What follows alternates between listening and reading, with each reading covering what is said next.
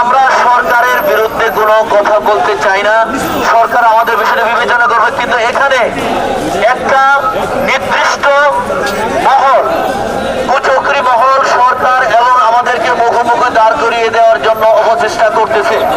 আমরা এই ঘটনা থেকে, এই পরিস্থিতি থেকে আমরা পরিত্রাণ পেতে চাই, কারণ সরকার এবং আমাদেরকে মুখোমুখি দাঁড় করিয়ে দেওয়ার জন্য যারা কাজ করতেছে তারা ব্যক্তিগত স্বার্থ হাসিল করে, ব্যক্তিগত স্বার্থ হাসিলের জন্য সরকার এবং আমাদেরকে মুখোমুখি দাঁড় করিয়েছে, দাঁড় করবার চেষ্টা করছে এবং আমাদের চাকরি খাওয়ার হুমকি ধমকি দিচ্ছে। আমরা তাদেরকে বলতে চাই, আপনাদের থ্রেট দেওয়া বন্ধ করে, আমরা আপনাদের থ্রেট দেওয়াকে ভয় করি না। আমরা যখন মাঠে নেমেছি তখন আমরা দাবি আদায় করে নিয়ে ঘরে ফিরব ইনশাআল্লাহ। আপনারা কেউ অশান্ত হবেন না, আপনারা কেউ উচ্ছৃঙ্খল কথাবার্তা বলবেন না, আপনারা কেউ আইন নিজের হাতে তুলে নেবেন না।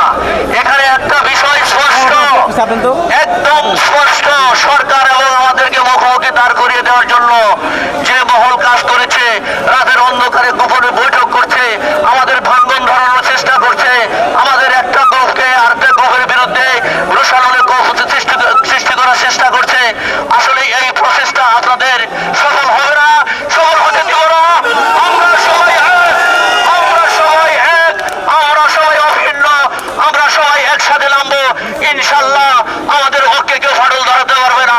ধন্যবাদ সকলকে, আপনারা আমাদের সাথে নীরবে এবং শান্তশিষ্ট পরিবেশে আমাদের স্মারকলিপি দিতে সহযোগিতা করেন। ধন্যবাদ সকলকে, আসসালামু আলাইকুম। সম্পূর্ণরূপে বাতিল, আমরা এটা আংশিক সংশোধন,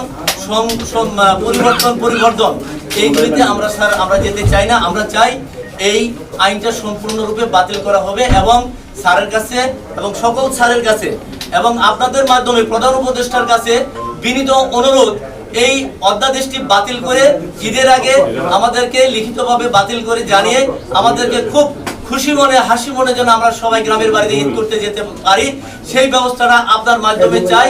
স্যার আছেন, স্যারের মাধ্যমে চাই। এবং আপনারা কি সবাই চান এটা সম্পূর্ণ? সবাই বলেছেন যে এটা আমরা বাতিল চাই। আমরা দুঃখিত আপনাকে বিরক্ত করার জন্য, তবে আপনার কাছে এসেছি, আপনি আমাদের ভরসার শেষ আশ্রয়স্থল হিসেবে এসেছি, সেইভাবে আপনাকে স্যার বিষয়টি বিবেচনা করতে হবে এবং আমাদের জন্য যে ভূমি সচিব স্যার এত কষ্ট করতেছেন তার উপস্থিতিতেই আমরা আজকে এই স্মারকলিপিটা আপনার কাছে প্রদান করলাম, যাতে এই বিষয়টা নিয়ে আর কোনো সচিবালয়ে যাতে আর কোনো আন্দোলন বা উচ্চবাচ্য বা আমাদের মিডিয়া সামনে কথা বলতে না হয়, সেই ব্যবস্থাটা যদি আজকে আপনারা করে দেন, আমরা কালকে থেকে আপনাদেরকে স্যালুট করে ঘরে উঠে যাব। আমরা একজন মানুষও আর আমাদেরকে রাস্তায় পাবেন না ইনশাল্লাহ। এবং আমি মিডিয়ার মাধ্যমে বলতে চাই যে এই কালো অধ্যাদেশটা জারি করতে গিয়ে সরকার এবং আমাদেরকে মুখোমুখি দাঁড় করিয়েছে যারা, তারা কাজটা শোভনীয় করে নাই, তারা আমাদের মধ্যে একটা দূরত্ব সৃষ্টি করতে যাচ্ছে। আমরা আপনাদের অবস্থান কর্মকর্তা কর্মচারী, আমরা আপনাদের সাথে কাজ করতে চাই। ধন্যবাদ স্যার, আপনার পক্ষ থেকে স্যার আমাদের একটু বক্তব্য চাই স্যার।